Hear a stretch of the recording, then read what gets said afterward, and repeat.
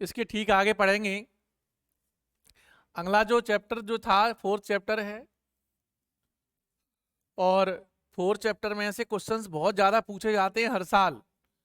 सन 2015 में से, सन 2015 में इस चैप्टर से क्वेश्चन नीट में नहीं पूछा गया, लेकिन 2010 से लेकर अभी तक कम से कम नहीं 3 या 4 क्वेश्चन इससे नीट में ही पूछे जाते हैं।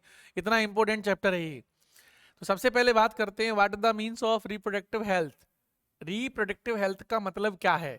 तो रिप्रोडक्टिव हेल्थ का मतलब ये होता है कि ऐसे कौन ऐसे मेल और फीमेल हैं जो ऑफस्प्रिंग प्रोड्यूस करने के लिए उनके अंदर सारे फीचर्स अवेलेबल हैं। जैसे कि सबसे पहले रिप्रोडक्टिव हेल्थ को डिफाइन किया था WHO ने, वर्ल्ड हेल्थ ऑर्गेनाइजेशन ने। वर्ल्ड हेल्थ ऑर्गेनाइजेशन ने कहा था कि एक रिप्रोडक्टिव हेल्थ के पर्सन हम किन्हें कह सकते हैं, ऐसे कौन से मेल और फीमेल हैं जिनके अंदर ये फीचर हों, तभी हम उन्हें कह सकते हैं कि ये रिप्रोडक्टिव हेल्थी हैं। तो जैसे कि WHO ने सबसे पहले कहा था कि reproductive health means a total wellbeing in all aspects of reproduction, like as क्या क्या होना चाहिए एक मेल और फीमेल में। तो सबसे पहले उन्होंने कहा था कि फिजिकल फिटनेस सही होनी चाहिए। आई बात समझ में? फिर बाद में ये कहा कि फिजिकल तो अधिकांश लोगों का सही होता है, लेकिन कई लोग इसके अलावा भी बेवकूफ टाइप के होते हैं, मेंटल होते हैं। तो दोबारा उन्होंने कहा था कि इमोशनल होना चाहिए। एक पर्सन हम तभी कह सकते हैं कि इसकी शादी होनी चाहिए कि वह फिजिकल फिटनेस उसकी सही हो, फिजिकली सही हो। दूसरा वह इमोशनल, उसके अंदर इमोशंस होने चाहिए अपनी फैमिली के प्रति। बिहेवियरल, उसका व्यवहार कैसा है, ये बहुत जरूरी है। और लास्ट बताया था उन्होंने सोशल, उसका सामाजिक लिविंग स्टैंडर्ड कैसा है। तो उन्होंने कहा था, WHO ने बताया था कि फिजिकल फिटनेस यानी रिप्रोडक्टिव हेल्थी पर्सन हम उन्हें कहते हैं जो physical, number 2 emotional, number 3 behavioural और नंबर 4 सोशल। ये 4 फीचर्स होने चाहिए, तब हम एक पर्सन यानी मेल और फीमेल को कह सकते हैं कि ये पर्सन रिप्रोडक्टिव हेल्थी हैं। ठीक है, तो इंपॉर्टेंट क्वेश्चन था, याद कर लेना इसे। अगला है क्वेश्चन, इसमें से एक क्वेश्चन पूछा जाता है, कुछ घुमा घुमा के क्वेश्चन पूछे जाते हैं। क्वेश्चन पूछा गया था कि why is necessary sex education in schools and colleges level. एक स्कूल और कॉलेज लेवल पर सेक्स एजुकेशन की जरूरत हमें क्यों है, इसके क्या रीजंस हैं। तो ये क्वेश्चन कुछ ऐसा ही है। तो सबसे पहले हम बात करेंगे कि India was among the first countries in the world. हमारा देश पूरे संसार का एक ऐसा देश है, फर्स्ट कंट्री है, जिसमें सबसे ज्यादा एक्शंस प्लान्स बताए और कुछ प्रोग्राम्स बताए जो कि एक नेशनल लेवल पर चलाए गए। ठीक है, अच्छा, जो टोटल बिलोंग करते थे रिप्रोडक्टिव हेल्थ से, उनका एम था सोशल गोल। ठीक है, these programs called family planning. Important question है, फैमिली प्लानिंग। फैमिली प्लानिंग का मतलब होता है कि अपनी फैमिली में मेंबर्स की काउंट को डेफिनेट करके रखना, यानी 2+2। आई मीन्स हम दो हमारे दो। ये हमारी गवर्नमेंट का फंडा था सबसे पहला। ठीक है, were initiated in 1951। Very IMP। Family planning कब स्टार्ट की गई? कौन सा प्रोग्राम था फैमिली प्लानिंग से रिलेटेड जो 1951 में स्टार्ट किया गया? वेरी इंपॉर्टेंट क्वेश्चन, इसकी डेट याद रखना। ठीक है, तो पहला क्वेश्चन था कि फैमिली प्लानिंग 1951 में स्टार्ट की गई, ये क्वेश्चन बनता है पहला क्वेश्चन। दूसरा क्वेश्चन देखो, अब जैसे जैसे फैमिली प्लानिंग स्टार्ट जब 1951 में स्टार्ट की गई, तो ये काफी एक बड़े ब्रॉड स्तर पर इसका काफी अच्छा रिस्पॉन्स रहा। और धीरे धीरे जब लोगों ने इसके बारे में जानना शुरू किया और इसके बारे में समझे, तो लोगों ने फैमिली प्लानिंग भी करना सीखे। फिर इसका नाम बदलकर रख दिया गया। कब? उन्होंने लिखा था कि operation under the popular name reproductive and child health care. इसका पूरा नाम याद रखियो, इसका पूरा नाम है reproductive and child health care, shortcut में से कहते हैं RCH। RCH का फुल फॉर्म याद करके रखना। ठीक है, अच्छा, फैमिली प्लानिंग को पूरी तरह से गांव गांव में गली गली में पहुंचाने के लिए क्या क्या किया उन्होंने, तो उन्होंने कहा कि हमें ऑडियो और वीडियो, आई मीन ऑडियो और विजुअल, लोगों को सुनाकर और लोगों को दिखाकर हम अपने बारे में लोगों को बता सकते हैं, रिप्रोडक्टिव हेल्थ के बारे में लोगों को बता सकते हैं, आई बात समझ में, फैमिली प्लानिंग के बारे में बता सकते हैं, गवर्नमेंट और नॉन गवर्नमेंट जो भी हमारे ऑर्गेनाइजेशन होते हैं उनको भी ये काम दिया गया कि आपका भी ये ड्यूटी बनता है कि आप भी रिप्रोडक्टिव हेल्थ के बारे में लोगों को बताएं, सेक्सुअल ट्रांसमिटेड डिसीज के बारे में लोगों को बताएं, हैं। तो एनजीओ और नॉन एनजीओ हैं, जो गवर्नमेंट और नॉन गवर्नमेंट करके ऑर्गेनाइजेशन थे, उन्हें भी ये काम दिया गया। इसके अलावा ये काम दिया गया पेरेंट्स को दिया गया, पेरेंट्स भी अपने बच्चों को अवेयर करें, और रिलेटिव्स को, क्लोज रिलेटिव्स जो कि अपने खास रिश्तेदार होते हैं, उन्हें भी ये काम दिया गया कि आप भी जगह जगह जब भी कहीं कोई मिले स्टूडेंट्स लेवल के स्टूडेंट, तो उन्हें बताएं उनके बारे में। इसके अलावा टीचर्स, फ्रेंड्स, इनकी भी ड्यूटी थी कि ये भी हमारे सेक्स एजुकेशन के बारे में सभी को बताएं, इससे क्या यूजफुल्स हैं, हमें क्या फ़ायदे होते हैं, आई बात समझ में। तो इससे सबसे ज़्यादा फायदा ये रहता है कि सेक्सुअल ट्रांसमिटेड डिसीज हम लोगों में जो फैलते हैं, जैसे गोनोरिया है, सिफिलिस है, ट्राइकोमोनियसिस है, और अपना जेनाइटल हर्पीस है, एड्स है, इन सारी चीज़ों के बारे में हमें अच्छी से जानकारी मिले तो हम इनसे अवेयर रहेंगे। तो इसका मेन एम यही था। ये इंपॉर्टेंट क्वेश्चन है, याद रखना इसे। सबसे वेरी इंपॉर्टेंट क्वेश्चन है आपका मेथड ऑफ बर्थ कंट्रोल। वैसे तो मेथड ऑफ बर्थ कंट्रोल बहुत सारे दिए गए हैं, लेकिन इसमें इंपॉर्टेंट कौन सा है वो आप समझ लीजिए। ये आपके नेचुरल मेथड्स हैं, जैसे कि पीरियोडिक एब्स्टिटेंस, आई बात समझ में। हम एक सिस्टमेटिक तरीके से 10 से लेके 17 दिन के बीच में फिजिकल रिलेशनशिप ना करें तो बर्थ कंट्रोल कर सकते हैं। आई बात से विड्रॉयल, आई मीन अपने पीनस को वेजाना से बाहर करके हम सीमेन को बाहर रिलीज कर सकते हैं, विड्रॉल कर सकते हैं।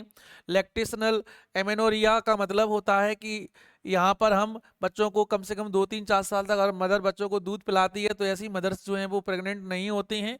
और एमेनोरिया का मतलब होता है मेंस्ट्रुएशन साइकिल का ना होना। तो ये आपके नेचुरल मेथड्स हैं, ये बाई चांस हैं, ये कंप्लीट नहीं है, डेफिनेट नहीं। सबसे मोस्ट इंपोर्टेंट है साइंटिफिक मेथड्स, इनमें सबसे पहला आता है कॉन्डोम।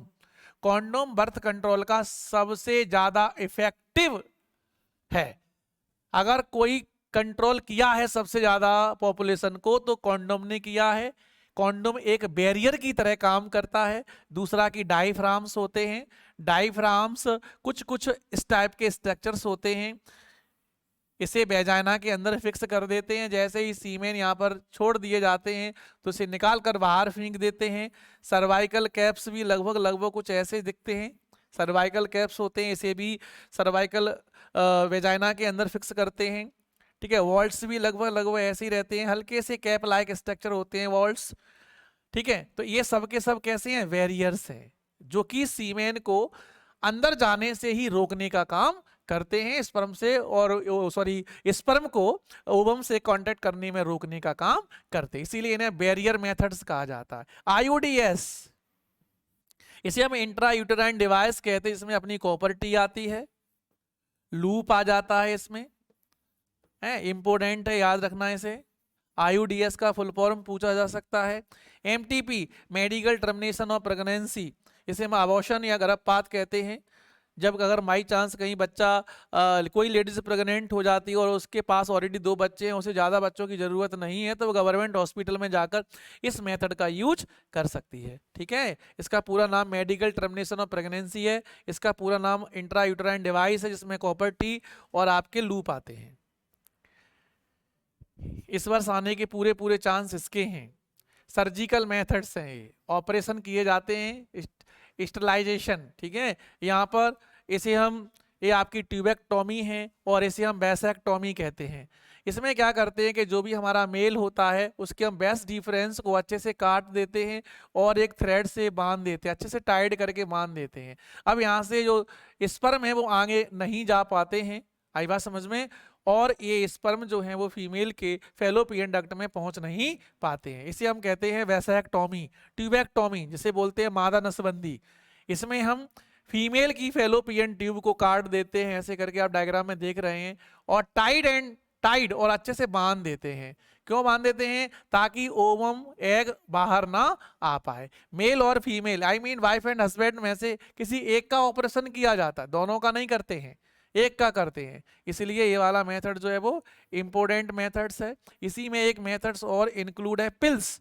पिल्स का मतलब होता है कुछ टैबलेट्स आते हैं, आई बात समझ में, जो पर डे फीमेल्स को दिए जाते हैं, और जब तक फीमेल्स इन पिल्स का यूज करती हैं तब तक वो प्रेग्नेंट नहीं होती हैं, और जैसे ही पिल्स का बंद कर देती हैं तो वो प्रेग्नेंट हो जाती हैं। इसमें कुछ एग्जांपल्स हैं जैसे कि माला डी, माला डी पहला नाम है, सबसे पहला नाम है माला डी।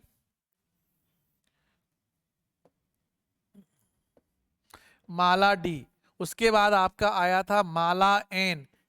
माला डी और माला एन, ये दो टैबलेट जो स्टार्ट की गई थी, इनका मेन रोल होता है कि ये ओवम बनाने वाले एस्ट्रोजन और प्रोजेस्टेरोन हार्मोन्स जो होते हैं वो ओवम को बनने नहीं देते हैं। अब स्पर्म भले ही आ जाए, वो फर्टिलाइज किसे करेगा? किसे भी नहीं, क्योंकि ओवम अंदर है ही नहीं है।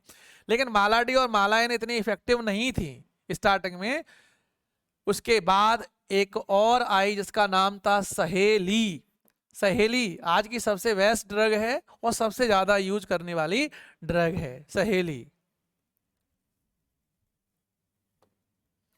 अगला क्वेश्चन है एमनियोसिंथेसिस, ये दो बार आ चुका है एग्जाम में। एमनियोसिंथेसिस एक ऐसा मेथड्स होता है जिसमें हम एमनियोटिक फ्लूइड को इंजेक्शन के थ्रू बाहर कर लेते हैं।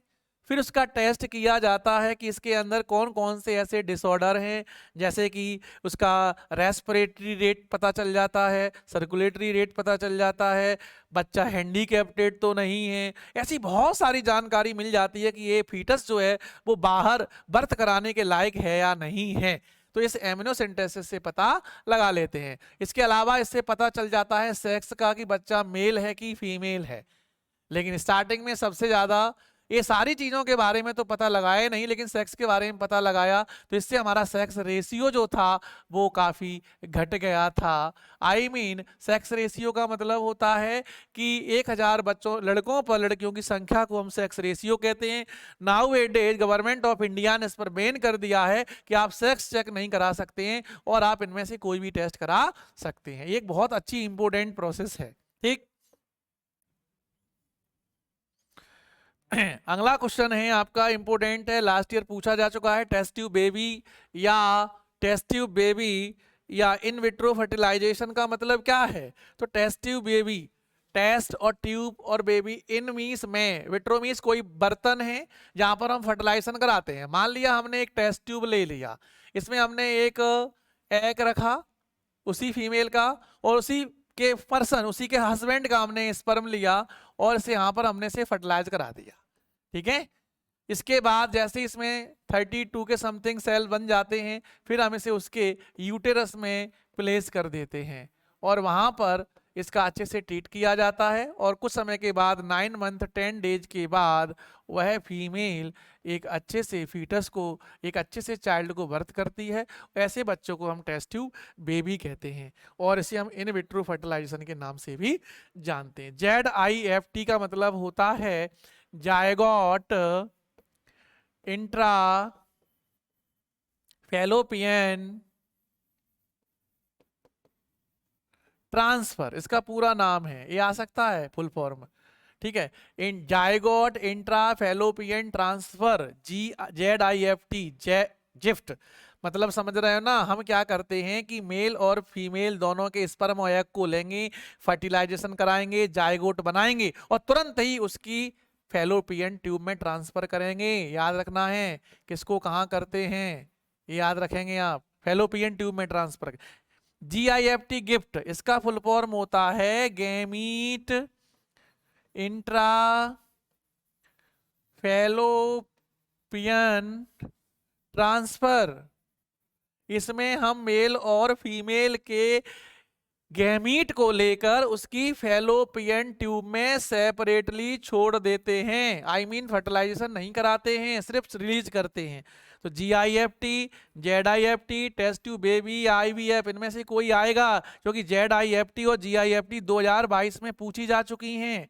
ठीक है, असिस्ट रिप्रोडक्टिव टेक्नोलॉजीज, इसका शॉर्टकट में कहते हैं ART, इसका पूरा नाम याद रखियो ART। और लास्ट में हम आपको कुछ स्पेशली फुल फॉर्म के बारे में बता रहे हैं जो एग्जाम में पूछे जा सकते हैं, जैसे कि IUT इंट्रा यूटेराइन ट्रांसफर, याद कर लेना। ICSI intra cytoplasmic sperm injection, आई बात समझ में, intra cytoplasmic sperm injection. AI artificial insemination. IUI intra uterine insemination. SITS sexually transmitted disease. PIDS pelvic inflammatory diseases. और RCH reproductive and child health care. इनमें से अगर आपकी किस्मत ही खराब हो तो नहीं कह सकते हैं, इनमें से आपको 2 नंबर का एक क्वेश्चन मिल जाएगा। ठीक है, अगला जो यूनिट है, ये आपकी एक यूनिट पूरी कंप्लीट हो गई है। कल हम आपको इसी टाइम सेकंड यूनिट के बारे में डिस्कशन करेंगे। आप हमसे जुड़े रहिएगा। तब तक के लिए बहुत बहुत धन्यवाद। आप देखते रहिए।